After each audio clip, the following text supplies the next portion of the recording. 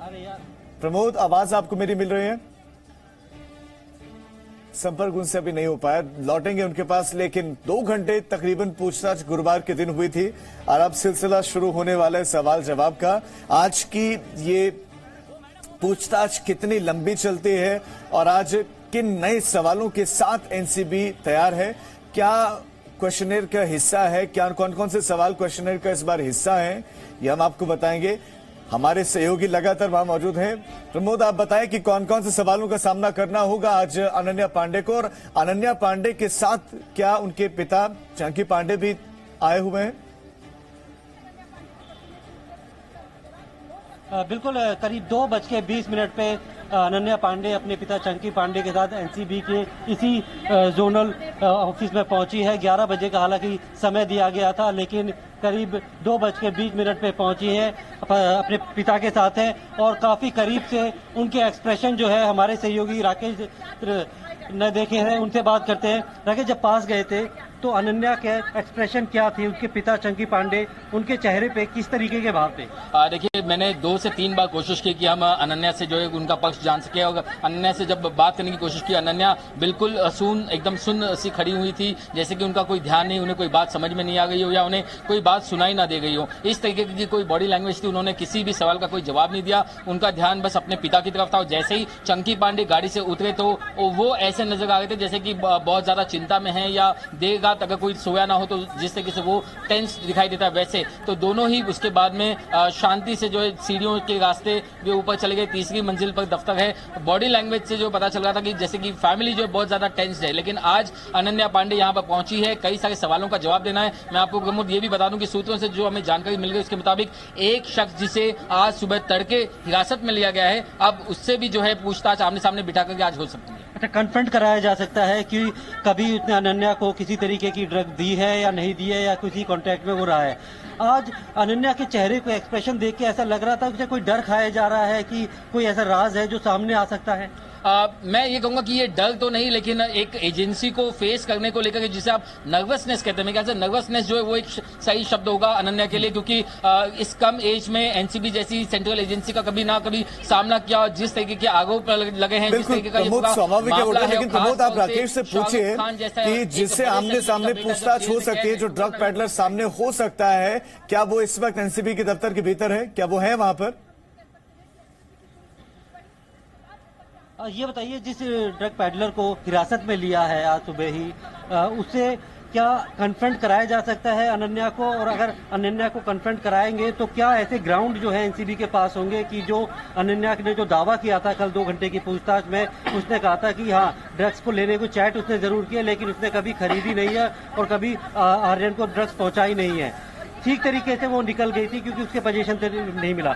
लेकिन अगर drug peddler से कन्फ्रंट कराया जाता है, आमना सामना कराया जाता है, तो कितनी बड़ी मुश्किलें बढ़ सकती हैं? निश्चित तौर पर ये सब कुछ डिपेंड करता है इन्वेस्टिगेशन पे। आज जब क्रॉस क्वेश्चनिंग की जाएगी, कन्फ्रंटेशन जब दोनों का करवाया जाएगा। देखिए, इससे पहले आज सुबह जब तड़के पूछताछ हुई है इस ड्रग पैडलर से, उसने कुछ अलग जवाब दिए हुए हैं, और जब अब अनन्या पांडे से कल सवाल पूछे गए थे, हो सकता है कि उसने कुछ अलग जवाब दिए हों। ऐसे में जब दोनों ही लोगों को आमने सामने बिठाया जाएगा तो वहां पर जो अगर किसी ने कोई भी डिफरेंस अगर उनके स्टेटमेंट में है तो वो चीज वहां पर अगर पकड़ के आती है, तब जाकर के ड्रग पेडलर और अनन्या दोनों की मुश्किलें ऐसे मामले में बढ़ सकती हैं। और यही वजह है कि सच क्या है सामने लाने के लिए ही एनसीबी ने फिलहाल ये क्रॉस क्वेश्चनिंग आज ऑर्गेनाइज की है। यानी कि जवाबों में अंतर, प्रमोद एक सवाल आप जरूर रखें, जवाबों में अंतर, उस अंतर की गहराई और अंतर का फासला जितना ज्यादा होगा उतनी ज्यादा मुश्किलें उनकी बढ़ेंगी।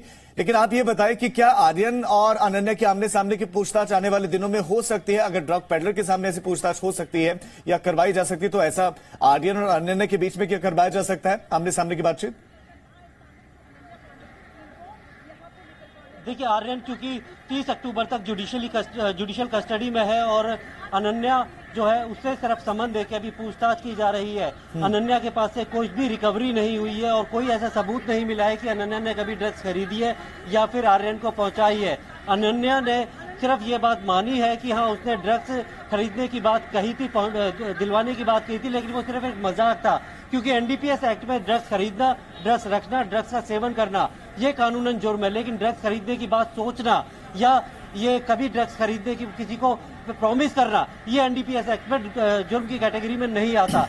तो इसमें साफ तौर पे अभी तक तो अनन्या बचती हुई दिख रही है। लेकिन अगर कोई ड्रग पैडलर ये बोल देता है कि उसने अनन्या को ड्रग्स बेची थी और अनन्या ने इतना पैसा दिया था, उसकी ट्रांजैक्शन वो साबित कर देता है और वो ड्रग्स आर्यन को दी थी, तो अनन्या की मुश्किलें बढ़ सकती है, क्योंकि पूरे तरीके से अनन्या के पास से कोई भी ड्रग्स रिकवर नहीं हुई है और सिर्फ एक व्हाट्सएप चैट है, उसके जरिए ही उससे पूछताछ प्रमुख लौट रहा हूं आपके पास और इससे जुड़े हुए सवाल आपके सामने होंगे। हम दर्शकों को वो तस्वीरें दिखा रहे हैं जब अनन्या पांडे एनसीबी के दफ्तर के बाहर पहुंची। गाड़ी पूरी तरह से कवर्ड थी, बाहर से कोई भीतर नहीं देख पा रहा था। ये देखिए गाड़ी जब एंटर हुई तो ड्राइवर तो नजर आ रहा था, लेकिन पीछे वाली सीट पर कौन बैठा हुआ था वो पता ना चले, मीडिया को भी पता ना चले, इसलिए अखबार लगाया गया था।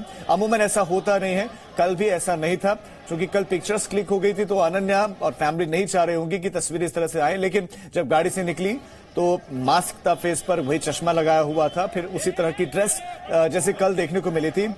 प्रमोद, सवाल यह है कि अनन्या ने कहा कि मैं मजाक कर रही थी, आज इस मजाक को कैसे एक्सप्लेन करेंगी और क्या दूसरे जो चैट्स हुई हैं उन चैट्स में अनन्या का जिक्र है और क्या उनको रखा जा सकता है अनन्या के सामने, कैसे?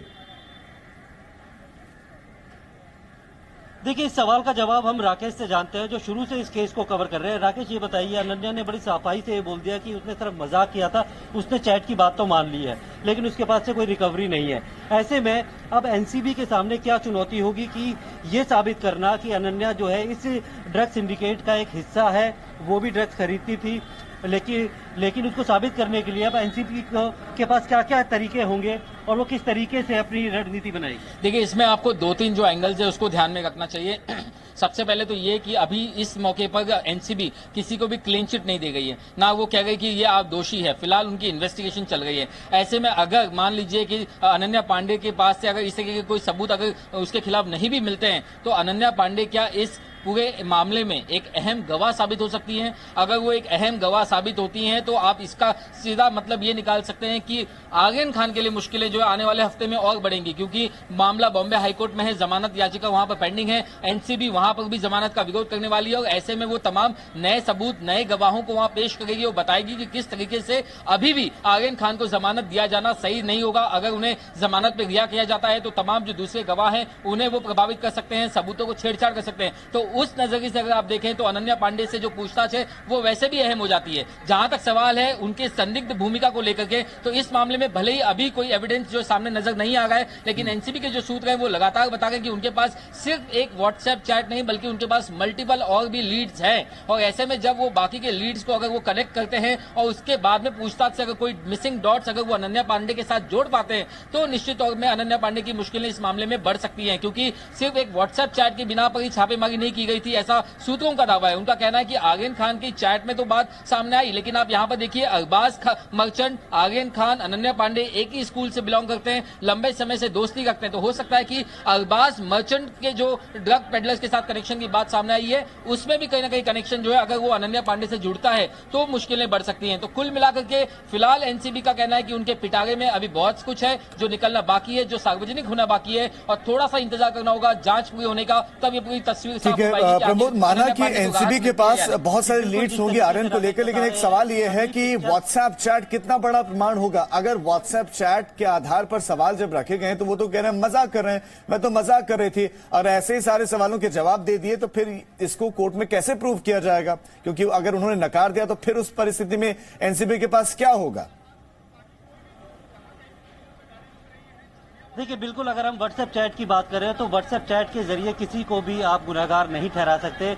अगर वो उस बात को मान भी लेते हैं कि वो व्हाट्सएप चैट उन्होंने किए थे और ये बात बोली थी और सिर्फ उन्होंने मजाक किया था, वो मजाक था या सीरियस था, इसे साबित करने के लिए एनसीबी के पास कोई और दूसरा सबूत फिलहाल तो नहीं है। अगर कोई सबूत होगा तो वो बाद में कोर्ट को दिखाएगी, क्योंकि जो अनन्या के पास से कोई भी रिकवरी नहीं हुई है। ठीक, आपको याद होगा 1 साल पहले जब दीपिका पादुकोण को एनसीबी ने पूछताछ के लिए बुलाया था, करिश्मा प्रकाश के साथ जो है उनकी चैट थी, उसमें उन्होंने ये बात मानी थी कि वो ग्रुप उनका है, उसमें वो ग्रुप एडमिन है और उन्होंने ही लिखा था कि बर्ड हैश वगैरह, लेकिन वो सिर्फ एक कोडवर्ड था। पतली सिगरेट और मोटी सिगरेट को वो कोडवर्ड में बोलती थी, क्योंकि उनके पास से भी कोई रिकवरी नहीं हुई थी, इसलिए उसके बाद दोबारा कभी भी दीपिका पादुकोण को नहीं बुलाया गया, क्योंकि किसी के पास भी ये आजादी है कि वो किसी चीज को किसी भी नाम से कोडवर्ड में बोल सकता है। ऐसा ही जो दाव है वो अनन्या ने अभी तक खेला है। अगर एनसीबी को इसके अगेंस्ट में कुछ एविडेंस मिलते हैं, कोई ऐसा विटनेस मिलता है जो ये साबित करे कि उसने जो अनन्या को ड्रग्स दिए थे, ड्रग्स बेचे थे, उसका जो ट्रांजैक्शन है वो कार्ड के जरिए हुआ था, किसी दूसरे तरीके से हुआ था, और वो ड्रग्स जो है वो आर्यन को दिए गए थे, डिलीवर किए गए थे। बिल्कुल प्रमोद, आप बहुत महत्वपूर्ण पॉइंट कह रहे हैं, और इन पॉइंट्स में सवाल ये है कि क्या बचने का आसान तरीका इन स्टार किड्स ने ढूंढ लिया है? क्योंकि पहले भी हमने हैश वीड को ये कहा गया था कि ये कोड वर्ड्स हैं, पतली सिगरेट, मोटी सिगरेट, छोटी सिगरेट, बड़ी सिगरेट, इनके लिए माल है क्या, उसका कोई लेना देना ड्रग्स से नहीं। और अब ये कहा जा रहा, बाकायदा स्पष्ट चैट में कहा जा रहा कि आपके पास गांजा है, मैं अवेलेबल करवा दूंगी, मैं उपलब्ध करवा दूंगी, लेकिन उसके बाद कहा मैं तो मजाक कर रहे हूं। तो क्या ये आसान तरीका ढूंढ लिया है बचने का? इसी पर आधारित एक रिपोर्ट आपको दिखाते हैं।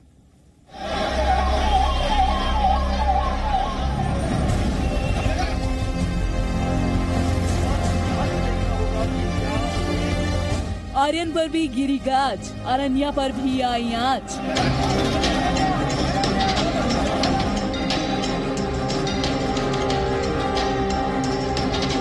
ड्रग्स का रिस्क, मुसीबत में स्टार किड्स।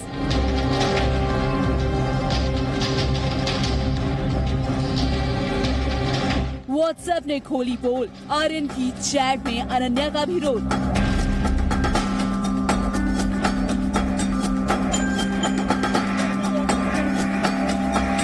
एनसीबी दफ्तर में अनन्या हाजिर, बढ़ रही है स्टार किड्स की मुश्किल।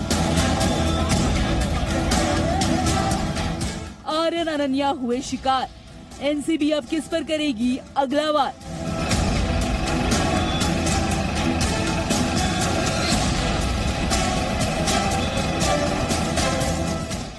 एनसीबी दफ्तर के सामने मीडिया की भीड़, और इस भीड़ के कैमरे का फोकस है अनन्या पांडे पर। वही अनन्या जो गुरुवार की सुबह से चर्चा में है। आर्यन ड्रग्स केस में अनन्या का नाम आने के बाद से आज ये दूसरा दिन है जब चंकी पांडे की बेटी को एनसीबी दफ्तर पूछताछ के लिए बुलाया गया है। बॉलीवुड ब्रेकिंग के सोर्सेज की माने तो मुंबई ड्रग्स केस में एनसीबी की हिरासत में एक और संदिग्ध आया है। गुरुवार की रात एनसीबी ने एक और ड्रग पैडलर को हिरासत में लिया, जिसके तार अनन्या और आर्यन से जुड़े हैं। जिसको ध्यान में रखकर एनसीबी ने अनन्या पांडे से काफी देर तक सवाल जवाब किए, जिसमें से कुछ सवाल इस तरह के रहे। आपका नाम, उम्र, पता और क्या करती हैं? क्या आप आर्यन शाहरुख खान को जानती हैं? आप आर्यन को कब से और कैसे जानती हैं? आपकी आखिरी बार आर्यन से बातचीत कब हुई और क्या हुई? क्या आपको इस बात की जानकारी है कि चरस, गांजा ये सभी बैन ड्रग्स हैं? आर्यन खान ड्रग्स लेते हैं या कभी लिया है, इसके बारे में आपको क्या पता है? आप दोनों के बीच कभी ड्रग्स को लेकर कोई बातचीत हुई? क्या आपने खुद कभी ड्रग्स का सेवन किया? क्या आपने बॉलीवुड पार्टीज में किसी और को ड्रग्स लेते देखा है? क्या आप ऐसे किसी शख्स को जानते हैं जो ड्रग्स मुहैया कराता है? आर्यन से हुई इस वाली व्हाट्सएप चैट पर आपको क्या कहना है? इन सवालों में से अनन्या ने कुछ सवालों के जवाब दिए तो कुछ पर अनन्या खामोश रही।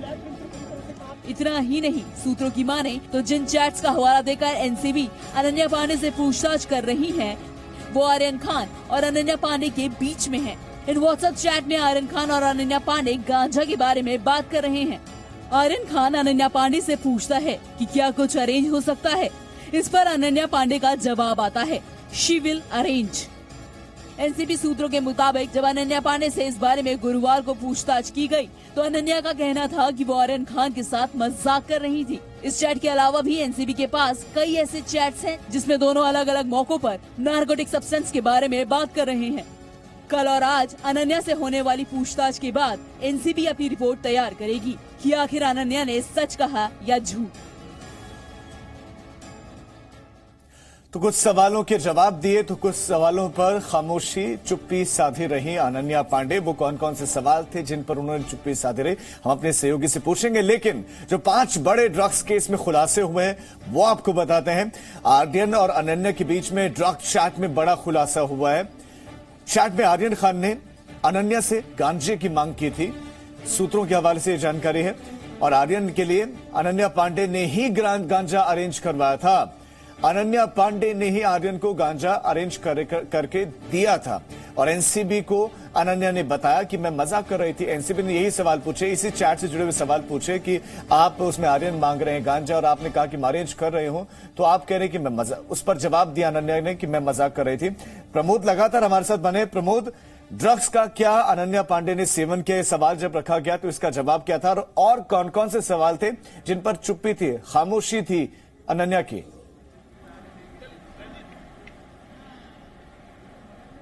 देखिए, ज्यादातर सवाल जो है वो ड्रग्स को लेकर ही थे और उसमें जो है अनन्या ने चुप्पी साध ली थी। हालांकि बीच में वो थोड़ी भावुक भी हुई थी, पिता चंकी पांडे से लिपट भी गई थी और जिस तरीके से 2 घंटे के सवाल जवाब हुए थे और उसके बाद एनसीबी ने उनको जाने दिया था और ये आज 11 बजे बुलाया था और पूरे सवालों की एक फहरिस्त तैयार की थी और उसको काउंटर करने के लिए एविडेंस भी जो है वो एनसीबी अपने पास रखी हुई है, ताकि अगर अनन्या जो है सवालों को टाल मटोल करती है या फिर झूठ बोलती है तो उसको सच का सामना कराया जा सके। तो उसके लिए बाकायदा एनसीबी ने पूरी तैयारी की है और खासकर एक ड्रग पैडलर को आज सुबह सुबह जो है हिरासत में लिया है, उससे भी कई लीड्स मिली है और उसके अलावा व्हाट्सएप चैट तो एक जो दिखाई थी, उसके अलावा भी काफी सारे ऐसे डिजिटल एविडेंस है जो कि अनन्या और बाकी जो अरबाज मर्चेंट है या फिर आर्यन खान है, इनके बीच की बातचीत है या वो सारी चीजें जो है एनसीबी के पास है। तो वो लगातार जो है इनसे अब सवाल करना चाहती है। ठीक है, यानी कि बहुत सारे सवाल जो तैयार किए हुए एनसीबी ने, उन सारे सवालों को रखा जाएगा। कल तो ये कह दिया था अनन्या पांडे ने कि मैं मजाक कर रही थी, लेकिन आज उस मजाक को भी एक्सप्लेन करना होगा और बहुत सारे दूसरे सवाल हैं, उन सवालों पर अनन्या का जवाब क्या रहेगा, हमारी निगाहें लगातार बने हुए। Presenting B News app available on Google Play and App Store. Download it now.